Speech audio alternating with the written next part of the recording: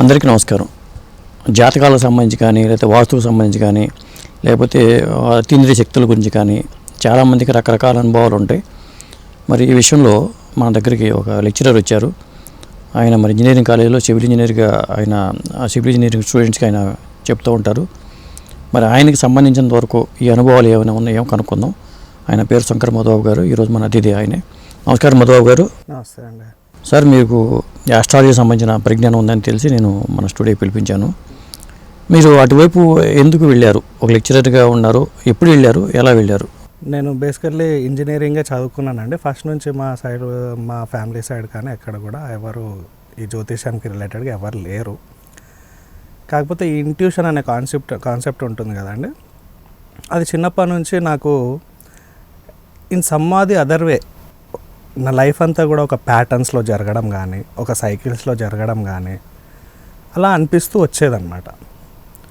So నేను engineering complete చేశాను, అదంతా అయిపోయింది, గవర్నమెంట్ జాబ్స్ వచ్చాయి, చేస్తూ ఉన్నాను. బట్ నా లైఫ్లో ఒక ఈవెంట్ జరిగింది. చాలామంది జ్యోతిషానికి నాకు తెలిసి వచ్చేది ఎట్లా అంటే, వాళ్ళ లైఫ్లో ఏదో ఒక బ్రేక్ కానీ, ఒక ఇన్సిడెంట్ కానీ అలా వచ్చినప్పుడు వాళ్ళు ఏంటి అనే రెట్రోస్పెక్షన్ చేయడానికి వాళ్ళు వెతుకుతూ ఉన్నప్పుడు ఇలాంటి స్టడీస్ కనిపిస్తూ ఉంటాయి. సో నా లైఫ్లో కూడా అలాంటిది ఒకటి జరిగింది.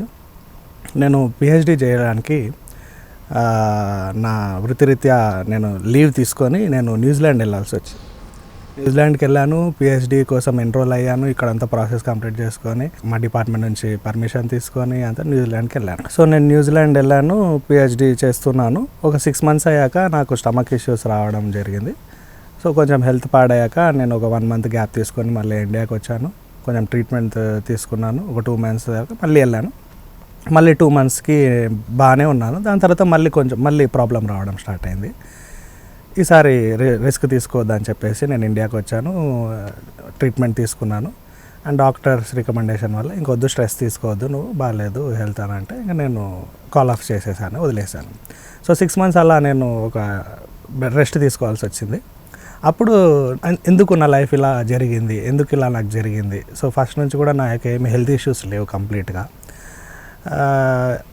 అని నేను రిట్రోస్పెక్ట్ చేసుకున్నప్పుడు, నేను వెతుకుతున్నప్పుడు నాకు దొరికిన ఆన్సర్ మాత్రం, అండ్ ఆటోఇమ్యూన్ డిసీజ్ నాకు వచ్చింది కాబట్టి డాక్టర్స్ కూడా వాళ్ళు కరెక్ట్ రీజన్ చెప్పలేరు అసలు దేని వల్ల వచ్చింది. వాళ్ళు ఓన్లీ ఖాళీ స్ట్రెస్ అంటారు, ఇంకోటి ఏదో అంటారు. కానీ సో బట్ నేను ఎప్పుడైతే దీని గురించి తెలుసుకుందాము అని నేను అంతర్శుద్ధి చేసుకున్నప్పుడు నాకు జ్యోతిషంలో దానికి ఆన్సర్ దొరికింది. ఓకే, 100% దొరికింది. అంటే ఎందుకు వచ్చింది అనేది అసలు వై ఐ గాట్ ఎఫెక్టెడ్ అంటే ఎవరైనా చెప్పారా, లేకపోతే మీరు తెలుసుకున్నారా? లేదు, నేను ఫస్ట్ నా జ్యోతిషం నా ఎంట్రీ వచ్చేసి నా సెల్ఫ్ స్టడీతోనే జరిగింది అది. ఓకే. సో సెల్ఫ్ స్టడీతో నేను చేసుకుంటూ వెళ్తూ ఉన్నా. నేను అన్ని క్లాసిక్స్ చదవడం వల్ల దాని గురించి సో అట్లా తెలుసుకుంటూ బర్త్ టైం రెక్టిఫికేషన్ అనేది చాలా ఇంపార్టెంట్ కాన్సెప్ట్ కాబట్టి ఫస్ట్ మన చార్ట్ని మనము నా బర్త్ టైం నాకు తెలియదు, 1 గంట గ్యాప్ తెలుసు కానీ పర్ఫెక్ట్ టైం తెలియదు.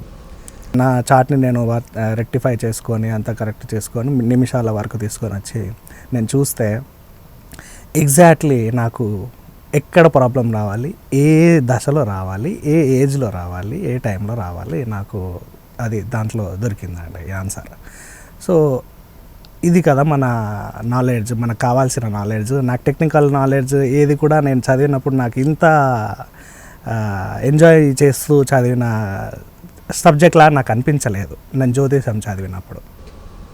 సో అలా వేదిక ఆస్ట్రాలజీ నుంచి మొదలుపెట్టి ఒక్కొక్క టైప్ ఆఫ్ ఆస్ట్రాలజీ వాస్తు నేర్చుకున్నాను. ఇదంతా ఐకాస్లో ప్రాపర్ కోర్స్ కోసం అని చెప్పేసి ఐకాస్లో జాయిన్ అయ్యాను. అక్కడ వేదిక astrology course and vastu course చేశాను. సో దాని తర్వాత ఇంకా ఏమి ఆస్ట్రాలజీ ఉన్నాయి అసలు ఏంటి అనేది, ఇంకా తాజికా కానీ లేకపోతే మన నాడీ ఆస్ట్రాలజీ అనేది చూశాను. సో నాడీ ఆస్ట్రాలజీ నాకు ఇంకొంచెం ఇంట్రెస్టింగ్గా అనిపించింది. సో నాడీ ఆస్ట్రాలజీలో మనకి కంప్లీట్గా ఇండియాలో 72 నాడీ ఆస్ట్రాలజీస్ ఉన్నాయండి. అన్ని పద్ధతులు డిఫరెంట్ టైప్స్ అన్ని నాడీ ఆస్ట్రాలజీ మనం దగ్గర పెడితే మన శరీరంలో 72,000 నాడులు ఉన్నాయి అంటారు. 72 పద్ధతులు కూడా ఉన్నాయి అన్నమాట. కరెక్ట్. అంటే ఇక్కడ అగస్త్య నాడి అంటారు, సుఖనాడి అంటారు, శివనాడి అంటారు, మహాశివనాడి అంటారు. సో ఇలా చాలా నాడులు ఉన్నాయి. అట్లా 72 రకాలు ఉన్నాయి. ఓకే. మన ఏదైతే మన పల్స్ నార్మల్ పల్స్ 72 ఉంటుందో, సో ఎవ్రీథింగ్ ఈజ్ ఇంటర్లింక్డ్ అని నాకు అలా మెస్మరైజింగ్గా అనిపించింది అనమాట. సో ఓకే, దాని గురించి నేను చదివేటప్పుడు రీసెర్చ్ చేస్తూ ఉన్నాను. నేను చాలా వరకు బుక్స్ అది ఇది ఇన్ఫర్మేషన్ గ్యాదర్ చేసుకొని చేస్తున్నప్పుడు ఈ పామ్ లీఫ్ రీడింగ్ అనేది నాకు తెలిసిందండి.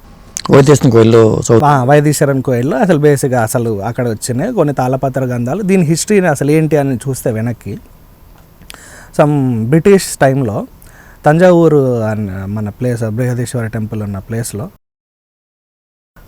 సమ్ టెంపుల్ కన్స్ట్రక్షన్కో లేకపోతే సమ్ ఏదో కరెక్ట్గా అది గుర్తులేదు నాకు, సాయిల్ డిగ్ చేస్తుంటే బిల్డింగ్ కన్స్ట్రక్షన్కి సాయిల్ డిగ్ చేస్తుంటే ఒక లైబ్రరీ బయటపడింది అన్నట్టు. ఓకే, లైబ్రరీ తాళపత్ర గంధ్రాల లైబ్రరీ బయటపడింది. ఓకే. సో మొత్తం అన్నీ ఒకటే దగ్గర పైలప్ చేసి పెట్టారంట.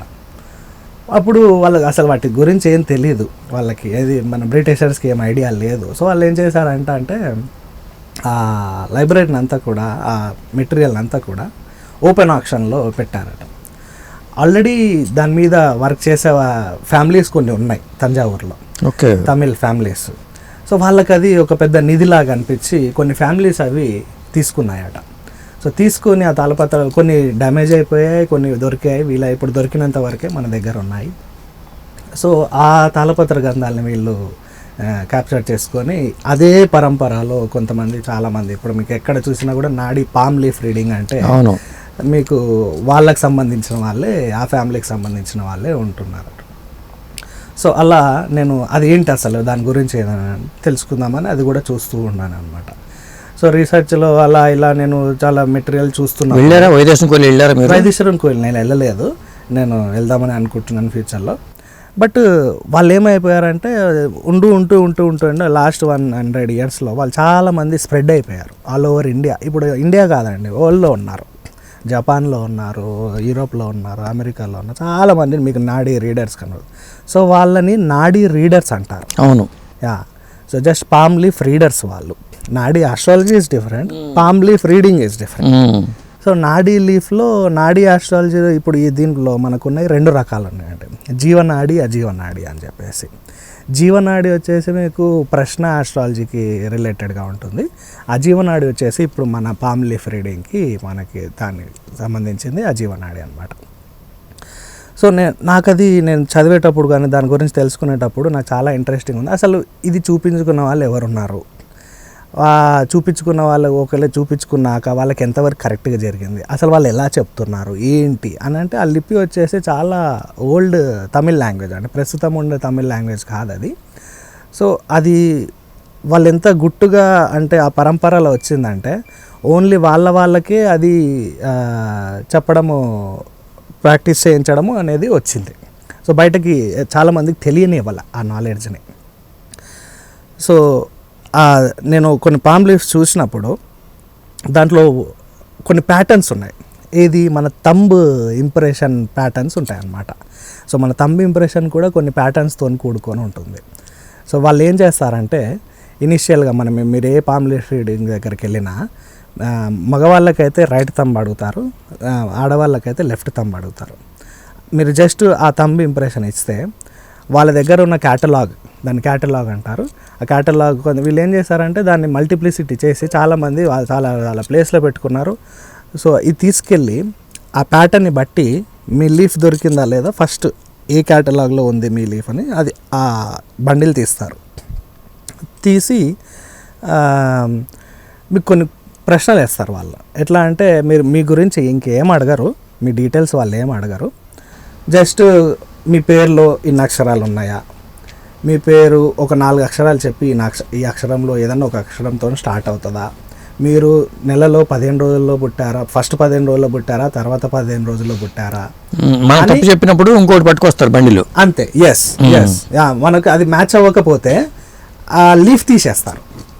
ఆ లీఫే తీసేసి ఇంకో లీఫ్ నుంచి చదువుతుంటారనమాట. ఇట్లా ఉందా మీకు మీ ఫాదర్ పేరులో 4 అక్షరాలు ఉన్నాయి అట్లా మీరు అడిగి హార్డ్లీ మీకు ఒకవేళ కరెక్ట్ అంటే చాలా మంది డూప్లికేట్ వాళ్ళు కూడా ఉన్నారండి. అది అదే మన దగ్గర చెప్పేది. నుంచి చాలా జాగ్రత్తగా ఉండాలి. ఎందుకంటే మన జాతకం మనకే చెప్పించు, మనతో నోటితో చెప్పించుకుని ఎస్, మళ్ళీ మనకి తిరిగి మనకే చెప్పి డబ్బులు లాగేవాళ్ళు ఉండరు. 100% మీరు అన్నది కరెక్ట్. అలాంటి వాళ్ళు ఇప్పుడు ఎక్కువ మంది ఉన్నారు. ఎక్కువ మంది ఉన్నారు. చాలా తక్కువ మంది అప్పటి ఆ ఒరిజినాలిటీని కంటిన్యూ చేసే వాళ్ళు ఉన్నారు. So correct palm leaf reader ఏం చేస్తారంటే మీకు హార్డ్లీ ఒక 10 లీవ్స్లో మీ లీఫ్ దొరికేస్తుందండి. మీ 10 ఒకవేళ దొరకలేదనుకోండి, వాళ్ళు ఏం చెప్తారంటే మీది ఇప్పుడు దొరకలేదండి, వాళ్ళు ఓపెన్గా మీకు ఇప్పుడు దొరకలేదు, మీరు పలానా టైం తర్వాత రండి, మేము అప్పుడు ట్రై చేస్తాము అని చెప్పి ఓపెన్గా. అప్పటి వరకు మీకు డబ్బులు తీసుకోరు, వాళ్ళు ఛార్జ్ చేయరు. అంటిల్ అండ్ అన్లెస్ మీకు మీ లీఫ్ దొరికేంత వరకు వాళ్ళు ₹1 తీసుకోరు. సో అలా మీకు లీఫ్ దొరికాక ఆ లీఫ్లో మీ పేరు, మీ పెళ్ళైతే మీ భార్య పేరు, మీ అమ్మ నాన్న పేరు, మీకు ఎంతమంది అన్న తమ్ముళ్ళు ఉన్నారు, అక్క చెల్లెళ్ళు ఉన్నారు, వాళ్ళ ఫ్యామిలీలో ఎంతమంది ఉన్నారు, మీకెంతమంది పిల్లలు, మీరు ఏం ఉద్యోగం చేస్తున్నారు, ఇవన్నీ వస్తాయండి. అయితే నేను దాంట్లో ఒకటి గమనించాను. ఆ లీఫ్లో దొరికిన డీటెయిల్స్ తర్వాత కొన్ని లీవ్స్లో కొంతమందికి టైమ్ ఆఫ్ బర్త్ కూడా వస్తుంది. ఓకే, అన్ని లీవ్స్లో అది రాదు, బట్ కొంతమందికి వస్తుంది అది. సో అలా కూడా మీరు టైమ్ ఆఫ్ బర్త్ చాలామందికి ఇవాళ రేపు తెలియదు. ఎగ్జాక్ట్ మినిట్స్తోని వచ్చిన టైమ్ ఆఫ్ బర్త్ కేసెస్ కూడా నేను చూశాను నా రీసెర్చ్లో.